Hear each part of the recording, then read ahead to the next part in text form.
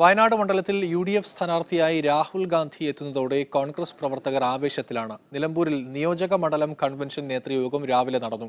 വൈകിട്ട് ജില്ലാ നേതാക്കൾ പങ്കെടുക്കുന്ന ബൂത്ത് തല കൺവെൻഷനുകൾ നടക്കും. അതിനുള്ള തയ്യാറെടുപ്പിലാണ് പ്രവർത്തകരുള്ളത്. അഹമ്മദ് മുസ്തഫ കൂടുതൽ വിവരങ്ങളുമായി ചേരുന്നുണ്ട്. മുസ്തഫ, എത്രത്തോളം ആവേശത്തിലാണ് പ്രവർത്തകർ? കൂടുതൽ പരിപാടികൾ എങ്ങനെയാണ് നിശ്ചയിച്ചിട്ടുള്ളത്?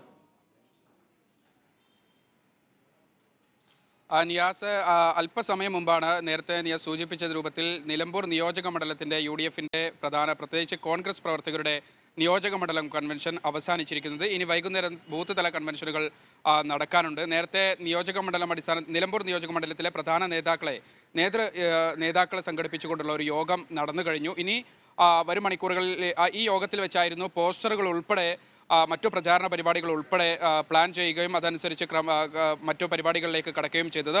ഇനി വൈകുന്നേരം ജില്ലാ കോൺഗ്രസ് കമ്മിറ്റിയുടെ നേതാക്കൾ ഉൾപ്പെടെ പങ്കെടുക്കുന്ന വിവിധ ബൂത്ത് തല കൺവെൻഷനുകൾ നിലമ്പൂർ മേഖലയിൽ നടക്കാനിരിക്കുകയാണ്. അങ്ങനെ വിവിധങ്ങളായ പ്രവർത്തനങ്ങളാണ് ഇപ്പോൾ പ്രവർത്തകർ ഏകോപിപ്പിച്ചു കൊണ്ടുപോകുന്നത്. ഇന്നലെ തന്നെ വളരെ വലിയ പരിപാടികളാണ് ഈ നിലമ്പൂർ മേഖലയിലൊക്കെ നടന്നത്. ഇന്നും അതിൻ്റെ ആവേശം ഒട്ടും ചോരാതെ തന്നെ UDF പ്രവർത്തകർ, പ്രത്യേകിച്ച് കോൺഗ്രസിൻ്റെ പ്രവർത്തകരൊക്കെ വളരെ ആഹ്ലാദഭരിതരായി കാര്യങ്ങൾ മുന്നോട്ട് കൊണ്ടുപോകുന്നൊരവസ്ഥയുണ്ട്. വൈകുന്നേരത്തോടുകൂടി ബൂത്ത് തല കൺവെൻഷനുകൾ കൂടി നടക്കുന്നതോടെ ആദ്യഘട്ട പ്രചാരണ പരിപാടികൾ അവസാനിക്കുകയാണ്. നേരത്തെ നിയോജക മണ്ഡലം കൺവെൻഷൻ ഉൾപ്പെടെയെല്ലാം പൂർത്തിയായിരുന്നു. ഇനി ബൂത്ത് തല കൺവെൻഷനുകൾ ചില ഭാഗങ്ങളിൽ മാത്രമാണ് പൂർത്തിയാകാനുള്ളത്. അത് ഇന്നും നാളെയുമായി പൂർത്തിയാക്കുക. അവസാനം രാഹുൽ ഗാന്ധി 4-ാം തീയതി നാമനിർദ്ദേശ പത്രിക സമർപ്പിക്കുന്നതോടുകൂടി കാര്യങ്ങൾ മുഴുവൻ ആദ്യഘട്ട പ്രചാരണം മുഴുവനായും പൂർത്തീകരിക്കാനുള്ള ഒരു ഒരുക്കത്തിലാണ് പ്രവർത്തകരും നേതാക്കളും ഉള്ളത്. നേരത്തെ നിയാസ് സൂചിപ്പിച്ചതുപോലെ DCC പ്രസിഡന്റ് VV പ്രകാശും അതോടൊപ്പം തന്നെ ആര്യടൻ ഷൗക്കത്തും പങ്കെടുത്ത നിലമ്പൂർ നിയോജക മണ്ഡലം നേതൃയോഗം അല്പസമയം മുമ്പ് സമാപിച്ചു. രാവിലെ ചേർന്ന് ഉച്ചയോടുകൂടി ആ നേതൃയോഗം സമാപിച്ചു. ഇനി വൈകുന്നേരത്തിലാണ് ഇത്തരത്തിൽ നേതാക്കൾ പങ്കെടുക്കുന്ന